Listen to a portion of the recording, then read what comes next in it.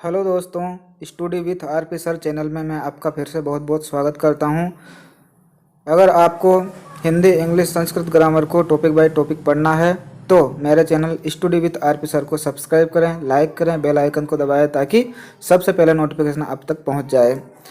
आज हम संधि का अगला भाग पढ़ने जा रहे हैं। संधि के अंतर्गत हम 7 संधियाँ पढ़ चुके हैं। 8वीं संधि है ये।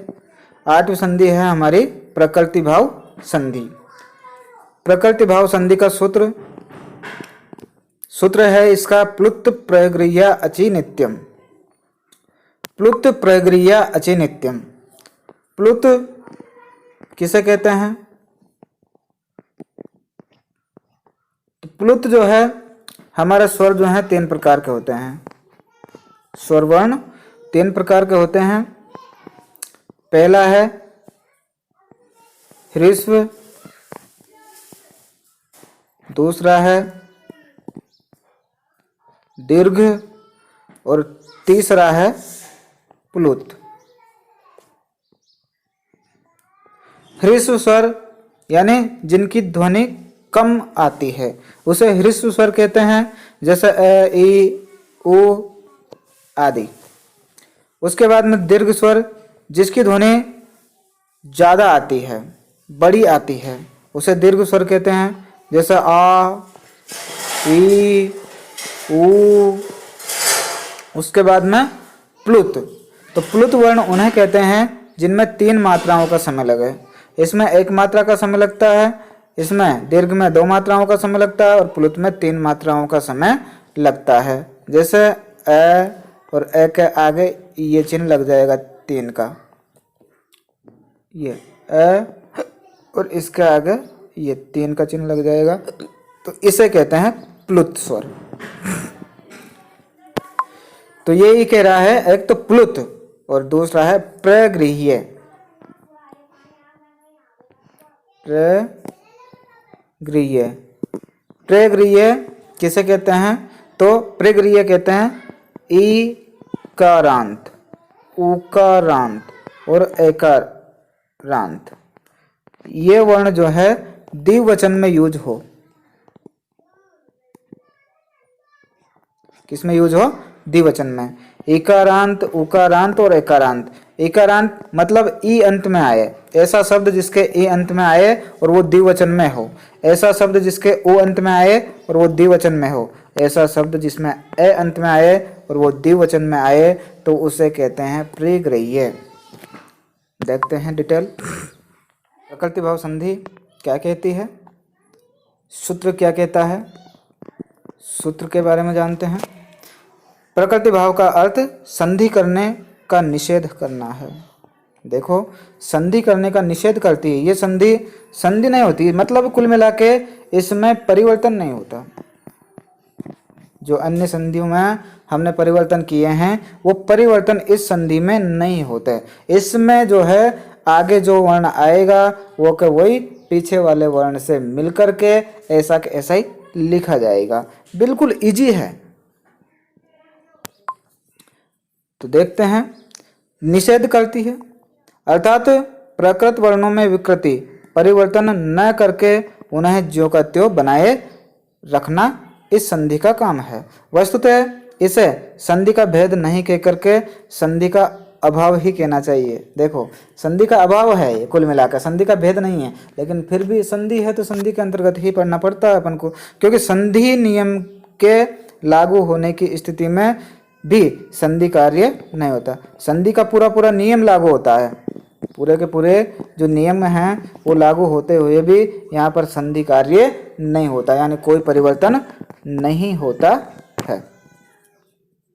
यदि कोई वर्ण प्लुत या प्रगृह्य संज्ञक होता है और उसके बाद अच आता है तो प्लुत एवं प्रगृह्य वर्णों का संधि होते हुए भी प्रकृति भाव हो जाता है।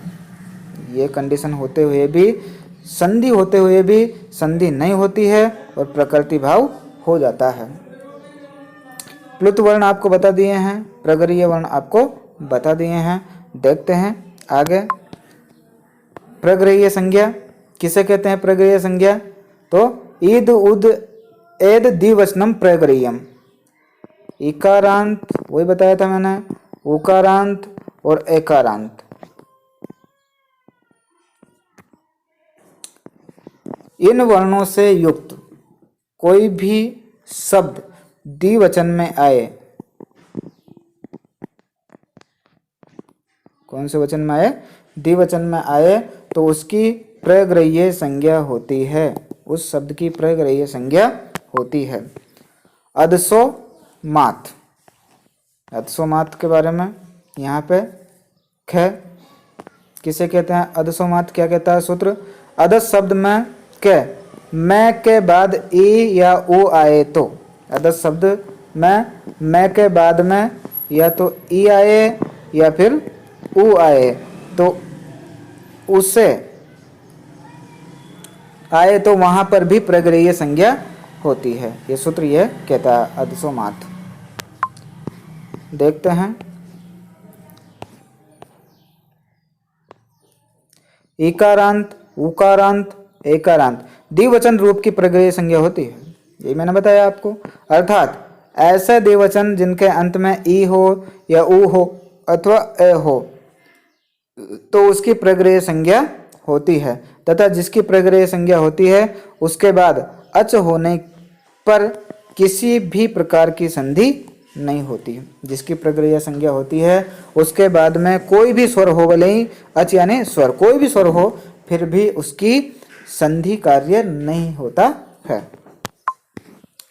देखो उदाहरण, कवि प्लस इच्छत, कवि प्लस इच्छत, ये शब्द है आपका। तो जो सूत्र कह रहा है हमसे, ये कह रहा है कि जो ईद उद एद द्विवचनम, तो यहाँ पर इकारांत आ रहा है, क्या आ रहा है, वह में ई है, इकारांत आ रहा है। और हम कवि की विभक्ति देखेंगे तो कवि एक वचन और कवि द्विवचन, तो द्विवचन से युक्त भी है और इकारांत भी है, तो यहाँ पर प्रग्रह्य हो जाएगा और प्रग्रह्य में द्विवचन भी है, इसलिए यहाँ पर जो है प्रकृति भाव संधि हो जाएगी, यानी यहाँ पर कोई परिवर्तन नहीं होगा, ऐसा ही हो जाएगा। कवि प्लस इच्छत बराबर कवि इच्छत, ये ऐसा कैसे ही आ जाएगा। अगला उदाहरण, विष्णु प्लस इमु,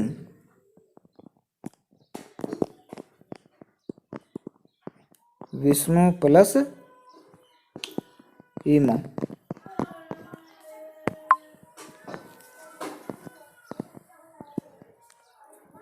यहाँ पर भी बड़ा ऊ है, तो उकारांत है, और उकारांत में विष्णु की वही विभक्ति देखेंगे अपन, तो ये एक वचन है और ये विष्णु जो है ये बहुवचन है, बड़ा ऊ की मात्रा द्विवचन है, सॉरी, तो द्विवचन में बड़ा ऊ की मात्रा हो जाती है। ऐसा कैसे लिखा जाएगा, ये भी विष्णु इमो, ये शब्द बन गया आपका। ऐसे ही बालिके प्लस अगच्छत, बालिके प्लस आगच्छत, बालिका बालिके बालिकाम बालिका, तो बालिके शब्द जो है इसमें भी द्विवचन है और एकारांत है, तो हमने इकारांत का भी देख लिया, उकारांत का भी देख लिया और ये एकारांत का भी देख लिया। तो इस कंडीशन में भी सिर्फ प्लस का चिन्ह हट जाएगा और ये ऐसे कैसे आकर के जुड़ जाएगा, बालिके आगच्छत। ऐसे ही यहाँ पर देखते हैं, स्पष्टीकरण दिया गया है, यहाँ पर कवि विष्णु बालिका, ये क्रम से इकारांत, कवि जो है इकारांत है, विष्णु जो है वो उकारांत है तथा बालिके जो है एकारांत द्विवचन रूप होने के कारण प्रगृह्य संज्ञक हैं। अतः यहाँ किसी प्रकार की संधि नहीं होती, इसलिए यह शब्द जो हैं कवि, इच्छत, विष्णु, इमु और बालिके आगच्छत ही रहेंगे, न कि कविच्छत।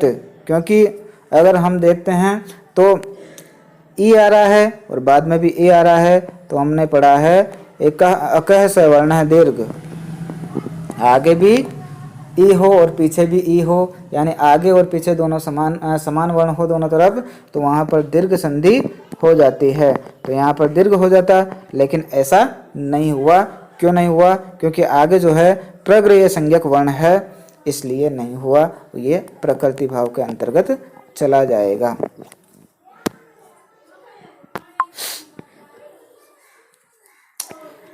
दूसरा, अदस शब्द में, अदस शब्द जो है उसके म के बाद ई या उ आए तो वहां पर भी प्रगृह्य संज्ञा होती है।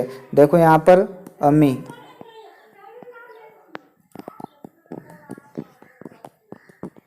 प्लस ईसा,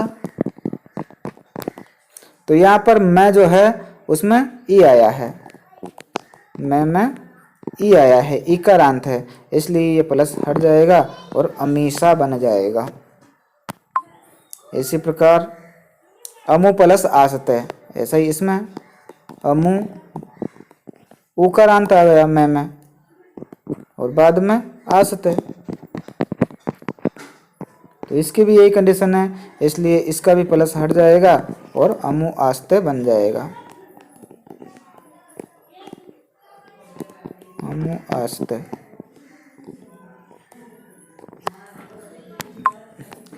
देखो तो यहाँ पर अमी तथा अमु प्रगृह्य संज्ञक है, अतः किसी भी प्रकार की संधि जो है इसमें भी नहीं होगी। प्लुत वर्ण में प्रकृति भाव का उदाहरण है ऐहि, कृष्ण और अत्र गो रक्षति। यहाँ पर अ में दीर्घ संधि नहीं हुई, क्योंकि संबोधन पद कृष्ण में अप्लुत है। देखो प्लुत वर्ण का एक उदाहरण और बताता हूं मैं, राम प्लस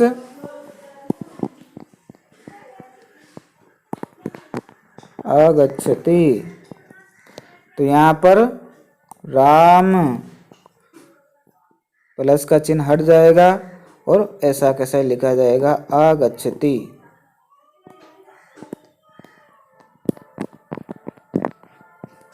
ये प्लुत का उदाहरण है। इस प्रकार से आपके प्रकृति भाव संधि भी समाप्त हो जाती